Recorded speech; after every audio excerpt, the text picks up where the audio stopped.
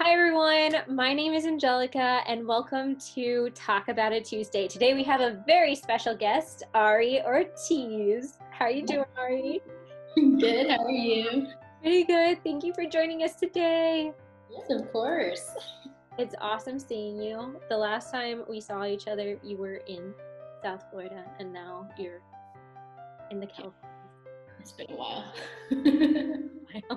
The little cool things about what's going on right now is the chance to get together. Yeah. I have a few questions for you. All right, shoot. All right, awesome. So the first thing I want to know is what got you into performance? Since like the second grade, I joined the choir. Okay. And so pretty much my entire life, I was always in a choir in school. And then I would do voice lessons on the side as well. I think I started like in 6th grade doing that. Okay. And then I did, I don't know if you guys know what NISMA is, but I would do that. It's more like a competition, but more for yourself. Like you get scored on your abilities. And then depending on your score, you get to join like the district ensemble. So it was a select few that would be like in the district, like with all the school districts involved.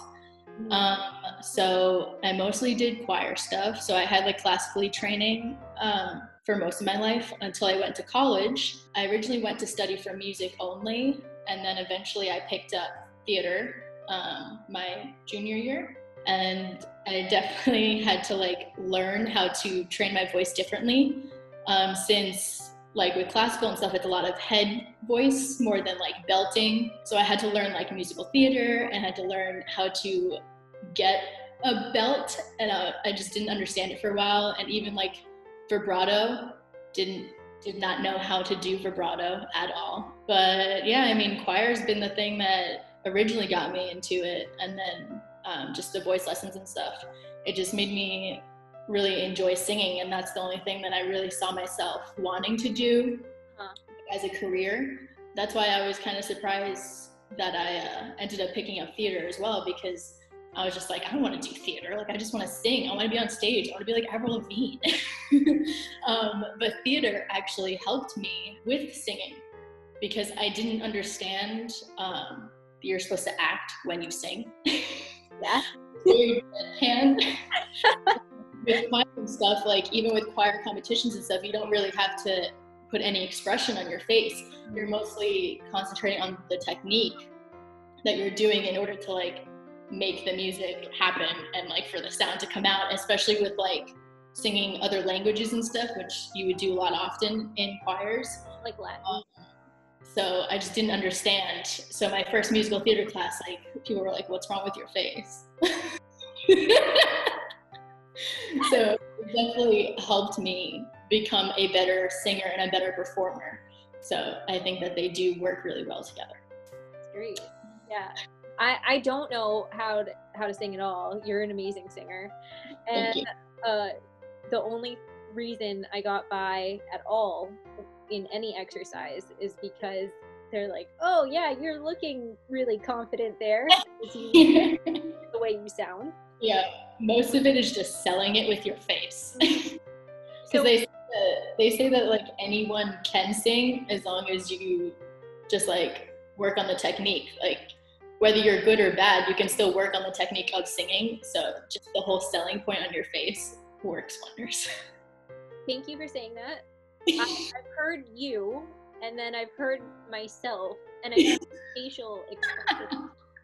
Looking at you and looking at me, and definitely like there's a difference, more positive towards you and not so much, more like maybe laughter sometimes, and then but always enamored with your singing.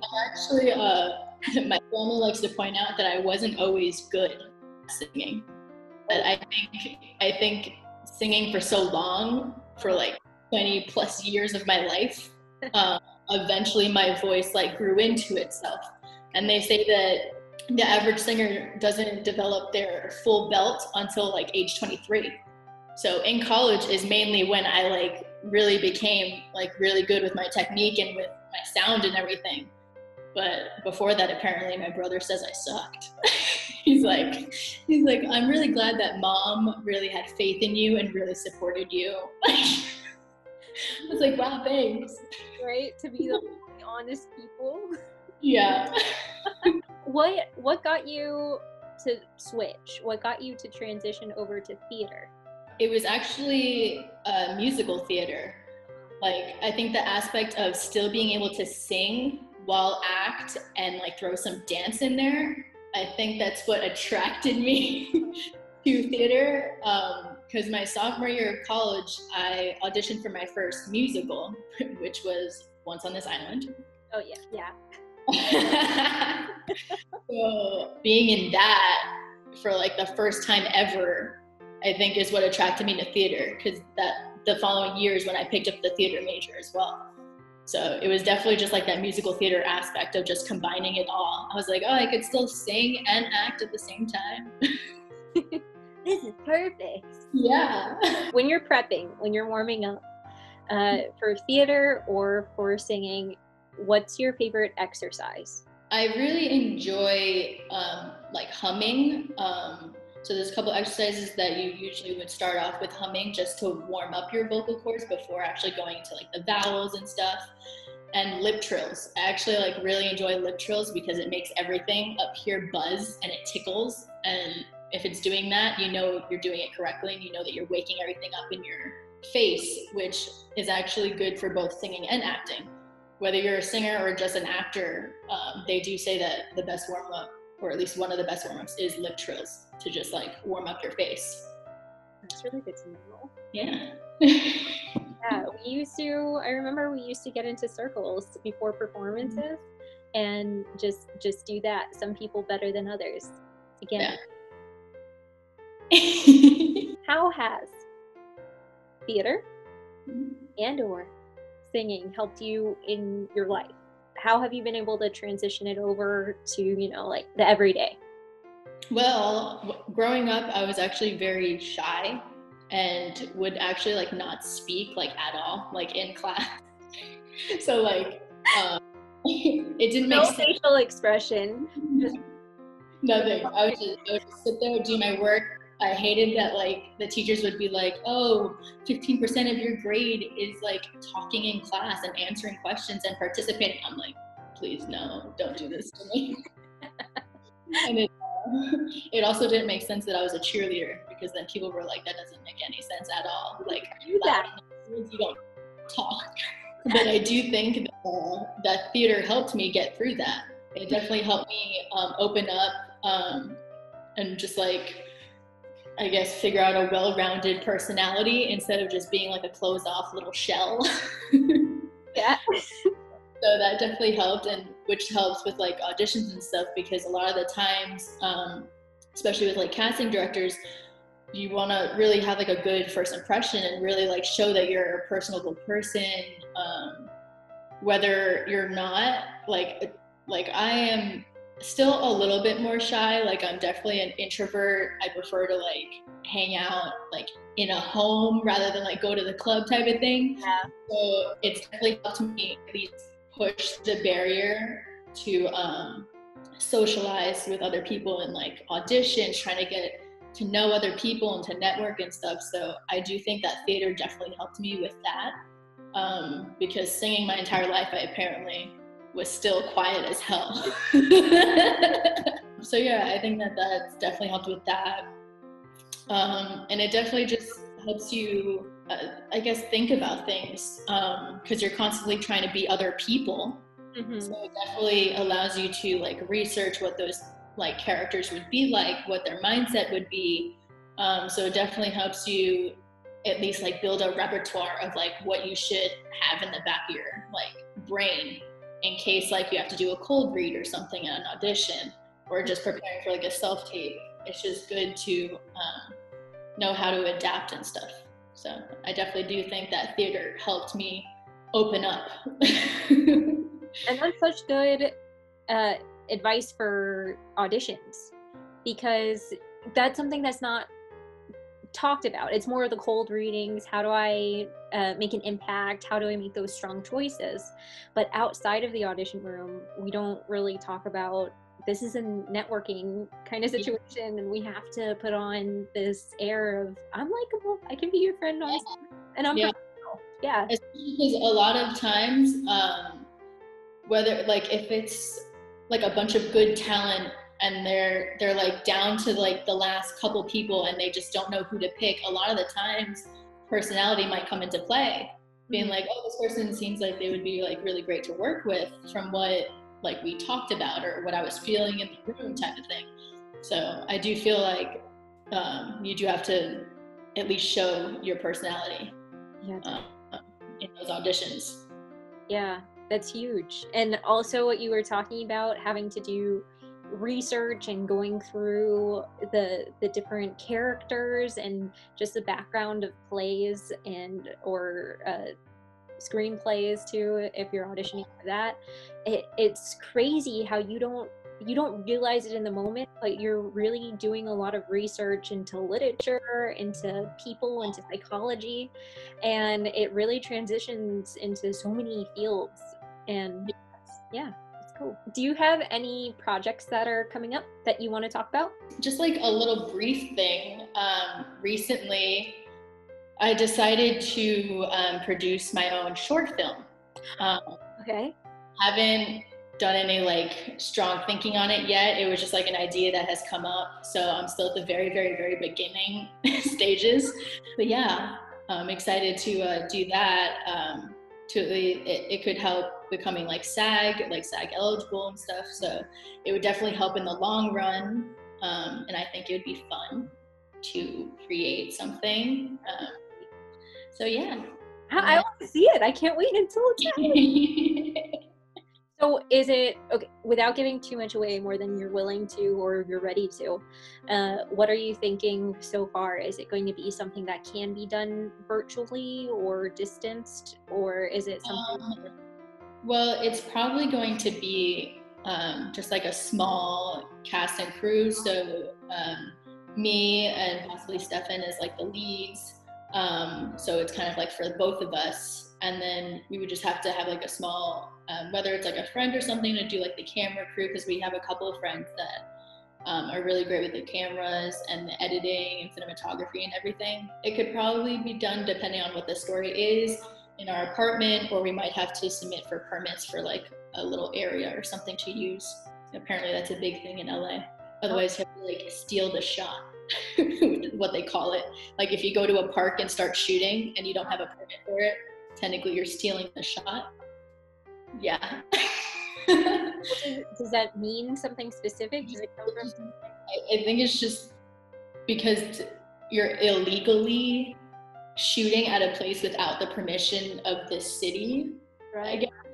So that's why you always have to just submit for permits and stuff. So we'll see how it goes depending on the story.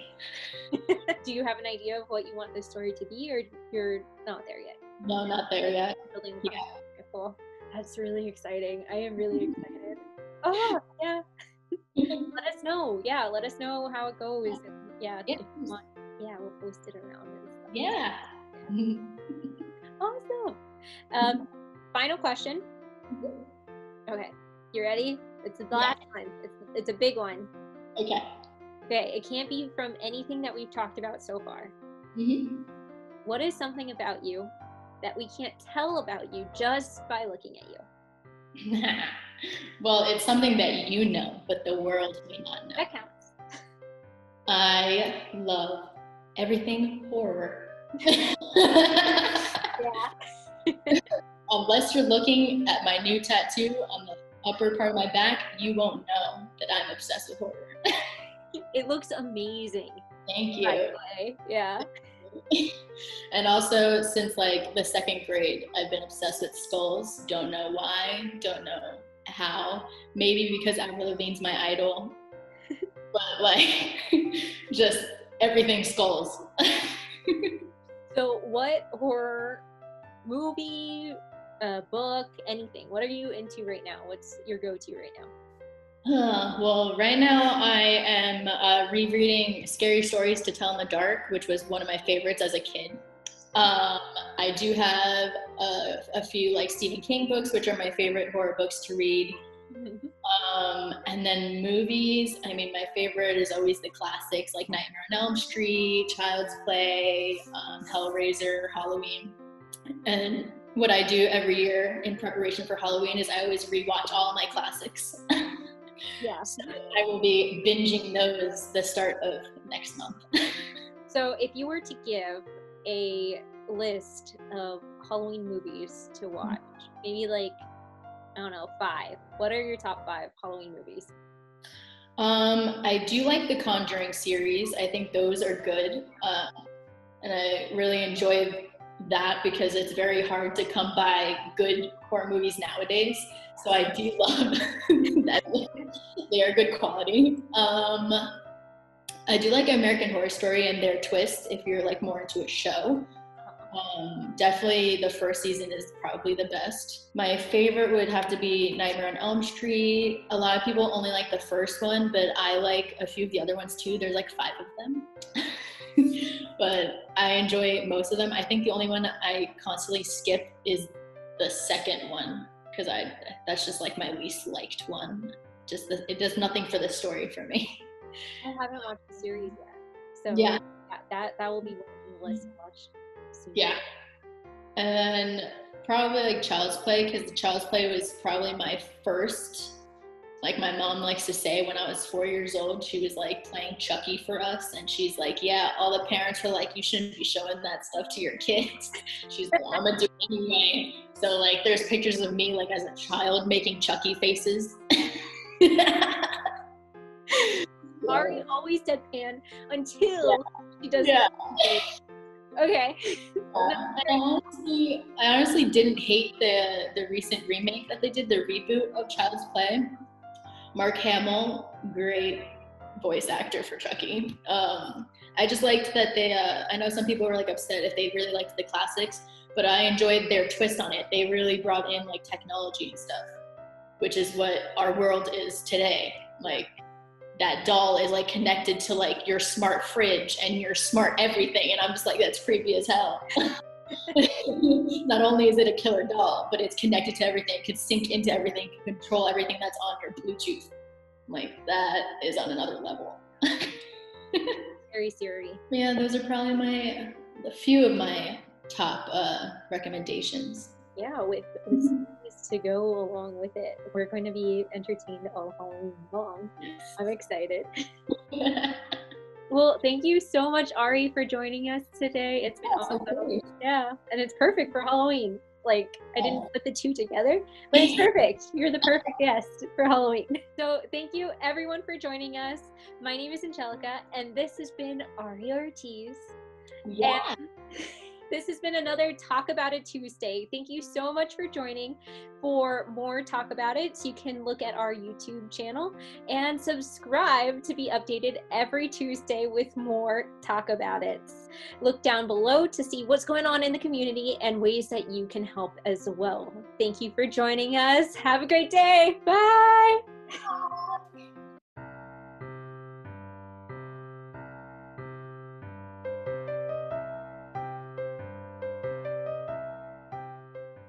Hello everybody, my name is Alexandra. And I'm Angelica. And this is Legends of Yesterday, where we talk about histories, mysteries, and ghost stories of South Florida. And well, the only reason trapped there, so it's like a purgatory kind of hell. What is around us then? It's really made Davie such a special place.